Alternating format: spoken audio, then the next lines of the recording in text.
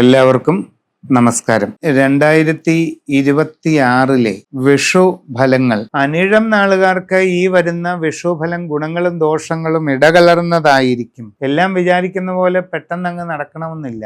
പല കാര്യങ്ങളിലും ബുദ്ധിമുട്ടുകൾ ഉണ്ടാകാം, ശ്രദ്ധിച്ചോണം. സാമ്പത്തിക ഇടപാടുകൾ സൂക്ഷിച്ച് നടത്തിക്കോണം. അശ്രദ്ധ, ആലോചനക്കുറവ് ഇതൊന്നും പൈസ കൈകാര്യം ചെയ്യുമ്പോൾ ഉണ്ടാകരുത്. കച്ചവടക്കാർ പ്രത്യേകിച്ച് ഇൻവെസ്റ്റ് ചെയ്യുക, കൂടുതൽ മേഖലയിലേക്ക് കച്ചവടം വ്യാപിപ്പിക്കാനുള്ള ശ്രമം നടത്തുക, ഇതുവരെ ഇല്ലാത്ത പുതിയ മേഖലയിൽ കച്ചവടം ചെയ്യാൻ ശ്രമിക്കുക. ഇങ്ങനെയൊക്കെയുള്ള കാര്യങ്ങൾ വളരെ പഠിച്ച് തന്നെ ചെയ്യണം. കുട്ടികൾ പഠന കാര്യങ്ങളിൽ കുറെ കൂടെ കൂടുതൽ ജാഗ്രത കാണിക്കണം. നിങ്ങൾ ഉദ്ദേശിക്കുന്ന വേഗതയിൽ പുരോഗതി കിട്ടണമെന്നില്ല. അപ്പം അങ്ങനെ വേണമെങ്കിൽ നിങ്ങളിപ്പോൾ ഒരു ചെറിയ അലസത കാണിക്കാനുള്ള സാധ്യതയുണ്ട്. അതൊക്കെ അങ്ങ് വിടുക. എന്നിട്ട് നല്ല ജാഗ്രതയോടുകൂടി പഠിക്കാൻ ഇറങ്ങുക.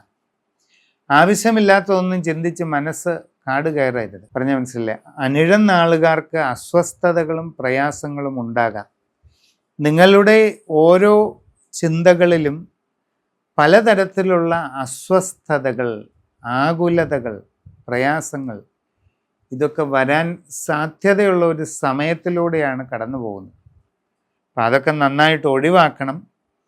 ആവശ്യമെങ്കിൽ ധ്യാനം, യോഗ ഒക്കെ നല്ലൊരു ഗുരുവിൻ്റെ കീഴിൽ ശീലിക്കുന്നത് നല്ലതാണ്. നാരായണ അഷ്ടാക്ഷര നാമം പതിവായിട്ട് ജപിക്കുന്നതും വളരെ നല്ലതാണ്. വിഷ്ണു ഭഗവാന്റെ ക്ഷേത്രങ്ങളിൽ വ്യാഴാഴ്ച തോറും ദർശനം നടത്തുന്നതും വളരെ ഗുണം ചെയ്യും.